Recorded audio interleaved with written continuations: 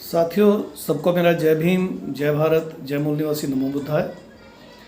मैं एडवोकेट अशोक पाल Basotra social movement की तरफ से एक बार फिर आपके सामने हाजिर हूँ।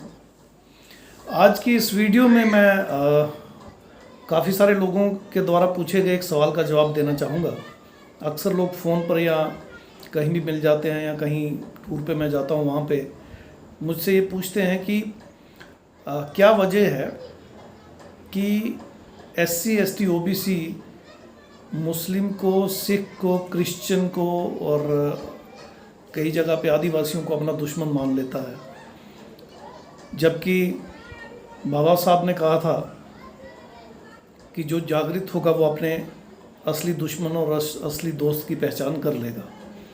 तो फिर क्या वजह है कि वो अपने असली दुश्मन को नहीं पहचान पाता, जबकि 25 दिसंबर 1927 को उन्होंने मनुस्मृति दहन के बाद ये बता भी दिया था कि हमारा असली दुश्मन ब्राह्मण और ब्राह्मणवाद ही है, जिसे जड़ से उखाड़ फेंकने के बाद ही हमारी समता मूलक समाज की स्थापना जो है वो हो पाएगी।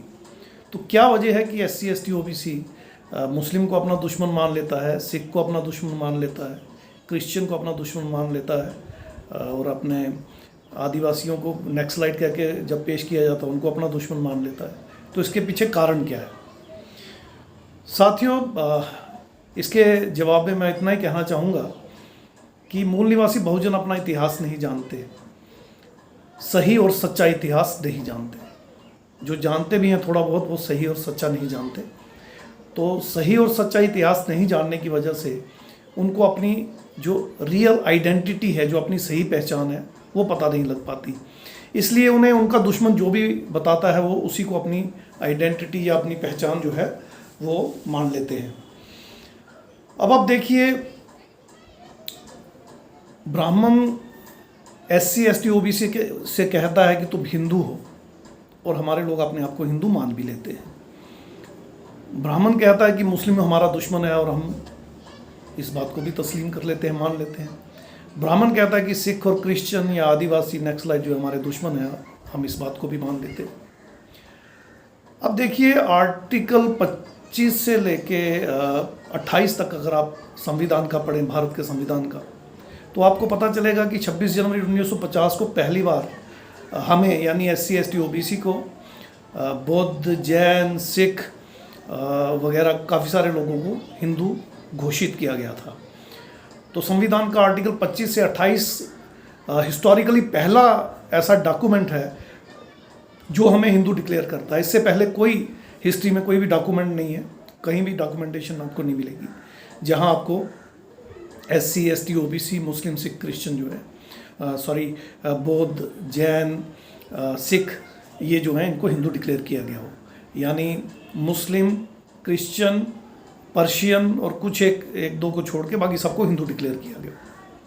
थोड़ा सा इतिहास में जाइए, 1872 में पहला सेंसस हुआ था, कास्ट बेस्ड था, जो भारत में ब्रिटिश गवर्नमेंट ने करवाया था, और हर 10 साल बाद होता था। 1931 तक कास्ट बेस्ड सेंसस चला। लास्ट सेंसस कास्ट बेस्ड 1931 में हुआ, उसको देख लीजिए, ये सारे सेंसस को पढ़ लीजिए, तो आपको पता चलेगा कि SC ST OBC के आगे लिखा जाता था depress classes, touchable depress classes, untouchable depress classes, और उसके बाद रिलीजन के कॉलम में लिखा जाता था नॉन मुस्लिम। तो हम कभी हिंदू थे ही नहीं। इसके अलावा 98% मुस्लिम, 98% सिख और 98% क्रिश्चियन भी शूद्राति शूद्र यानी हमारे SC ST समाज से ही, OBC समाज से ही कन्वर्ट होके वहाँ पे गए हैं। दूसरे शब्दों में ब्राह्मण ये सब कुछ जानता है। वो जानता है कि 98% मुस्लिम मूल निवासी बहुजन है, 98% सिख और 98% क्रिश्चियन जो है मूल निवासी बहुजन है। SC ST OBC तो सारे के सारे मूल निवासी बहुजन हैं ही, जो मुस्लिम, सिख, क्रिश्चियन नहीं है वो तो हैं ही। इनका भी 98% जो है वो मूल निवासी बहुजन है, यानी करीब 93% पॉपुलेशन इस देश की जो है वो मूल निवासी बहुजनों की है, जो कि प्री हिस्टोरिक अगर पीरियड हम देखें तो या तो बुद्धिस्ट थी या एथीस्ट थी, और कभी हिंदू तो हुई ही नहीं। अब आप दूसरी चीज़ देखिए, 1920 से पहले ब्राह्मण, क्षत्रिय, वैश्य भी अपने आप को हिंदू नहीं मानता था। केसरी नाम का न्यूज़पेपर बाल गंगाधर तिलक निकालते थे, 1920 में उनका देहांत हो चुका है। उनके केसरी नाम के पेपर में हज़ारों आर्टिकल्स उनके आप पढ़ लीजिए, उसमें वो खुले तौर पे लिखते थे, हिंदू शब्द मुगलों की सनातनियों को दी हुई गाली है, और सनातनी इसे कभी स्वीकार नहीं करेंगे। इसके अलावा मूलशंकर तिवारी, यानी जिसे आप आर्य समाज के संस्थापक कहते हैं, उन्होंने भी 1875 में आर्य समाज की स्थापना की दयानंद सरस्वती के नाम से। असली नाम उनका मूलशंकर तिवारी ही है। उन्होंने भी हिंदू समाज की स्थापना नहीं की। क्यों? आर्य समाज की स्थापना क्यों की? तो 1885 में कांग्रेस बनी, ब्राह्मणी डोमिनेटेड थी, ए.ओ. ह्यूम को छोड़ के, जो कि अंग्रेज थे। उसी ने 1919 में जब फर्स्ट इंडिया एक्ट आया, फिर 1935 में सेकंड इंडिया एक्ट आया, फिर कॉन्स्टिट्यूशन ऑफ इंडिया 26 जनवरी 1950 को लागू हुआ। तो 1919 के बाद उन्हें पता चल गया कि पॉलिटिकल प्रोसेस में 93% पॉपुलेशन SC ST OBC और 98% मुस्लिम सिख क्रिश्चियन मिला के 93% टोटल पॉपुलेशन भारत की बनती है। तो आने वाले टाइम में पंच, sarpanch, corporator, mayor, DDC chairman, ये आपका MLA, MLC, MP, PM, CM, ये जितनी भी पॉलिटिकल पोस्टें हैं ये उसी की होंगी जिसके साथ ये पॉपुलेशन जाएगी, जिसको ये पॉपुलेशन वोट करेगी। तो अब उनको ये डर सताने लगा कि ब्राह्मण, क्षत्रिय, वैश्य बनकर या ब्राह्मण वर्ण बनकर अब हम इस देश की व्यवस्था पर कब्जा नहीं कर सकते।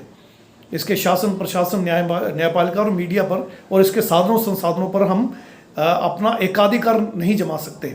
अपनी सुप्रीमेसी और एकाधिकार हम यहाँ पे नहीं जमा पाएंगे। तो क्या करना होगा?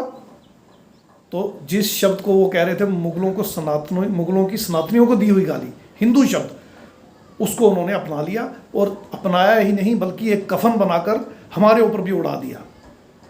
यानी वो SC ST OBC जो मुस्लिम, सिख या क्रिश्चियन नहीं बने थे, उन सबको उन्होंने हिंदू फोल्ड में ले लिया। और हम अपनी अज्ञानतावश, क्योंकि हमारे पास तब एजुकेशन नहीं थी, पढ़ाई लिखाई नहीं थी और हम अपने इतिहास को नहीं जानते थे, तो अपनी अज्ञानतावश हमने उस शब्द को स्वीकार कर लिया।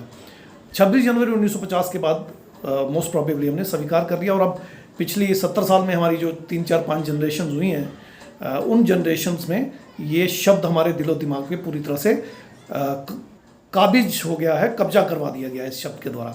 इसके अलावा जितने भी मीडिया हैं, चाहे इलेक्ट्रॉनिक मीडिया है, प्रिंट मीडिया है, सोशल मीडिया है, या और भी जितनी सिलेबस हैं, क्योंकि एजुकेशन भी अभी ब्राह्मणों के अधीन ही है, तो स्कूलों, कॉलेजों, यूनिवर्सिटियों के जो सिलेबस और हिस्टोरिकल जो बुक्स हैं, हिस्ट्री की बुक्स हैं, उन सब में इन्होंने हमको हिंदू बनाने की पूरी चेष्टा, पूरी कोशिश की और ये सफल रहे।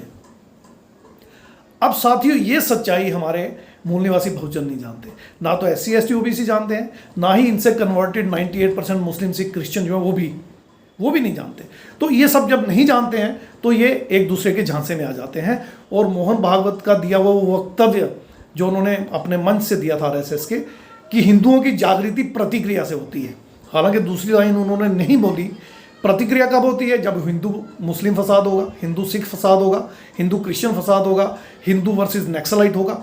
तो इस तरह के फसाद होंगे तभी तो प्रतिक्रिया होगी। एक्शन तो कुछ होना चाहिए ना, तभी तो रिएक्शन होगा। तो ये एक्शन होंगे तभी रिएक्शन होगा। इसका मतलब हिंदू शब्द है ही नहीं और ये मानसिकता भी नहीं होनी चाहिए थी, मगर रिएक्शनरी बना के इसको हम पर लादा जाता है। तो जब तक हमारा मूल निवासी बहुजन समाज, वो चाहे SC ST OBC है या फिर हमसे धर्मांतरित मुस्लिम, सिख, क्रिश्चियन भी हैं, जब तक हमारा मूल निवासी बहुजन समाज, जिसकी 93% पॉपुलेशन है भारत में, इस सच्चाई को नहीं जान लेता कि हम हिंदू नहीं हैं और इतिहास में या तो हम बुद्ध थे या नास्तिक थे और हमें जबरदस्ती हिंदू बनाया जा रहा है, हम हिंदू नहीं हैं, तब तक हमारा शोषण होता रहेगा और ब्राह्मणवाद हम पर हावी रहेगा। यानी हम अपने असली दुश्मन को कभी पहचान नहीं पाएंगे और हमारी आने वाली पीढ़ियां पीढ़ी दर पीढ़ी इनकी गुलाम रहेंगी। अगर हम चाहते हैं कि हम इनकी गुलामी से आज़ाद हो जाएं और हमारी आने वाली पीढ़ियां भी इनसे आज़ाद हों और इस देश के शासन, प्रशासन, न्यायपालिका, मीडिया, साधनों संसाधनों पर हमारा पूरी तरह से कब्जा हो, क्योंकि ये देश हमारा है और ये देश समता, स्वतंत्रता, बंधुता और न्याय पर आधारित समाज की संरचना के आधार पर बने और आगे चले, तो साथियों हमें ये जानना होगा हम हिंदू ना थे ना हैं। और हम और 98% मुस्लिम, सिख, क्रिश्चियन सब लोगों का एक ही DNA है, एक ही परिवार है, एक ही बैकग्राउंड है। जब ये बात हम सब लोग समझ आएंगे तो मैं दावे से कह सकता हूँ हम ब्राह्मणों के षड्यंत्र से मुक्त हो जाएंगे और इस भारत से हम षड्यंत्रकारियों को खदेड़ भगाएंगे और इस देश की हर चीज़ पर हमारा कब्जा होगा। उम्मीद है आपको मेरी बात समझ में आएगी और आप इस मिशन की ओर अग्रसर होंगे। इन्हीं शब्दों के साथ एक बार फिर जय भीम, जय भारत, जय मूल निवासी, नमो बुद्धाय साथियों, जय भीम।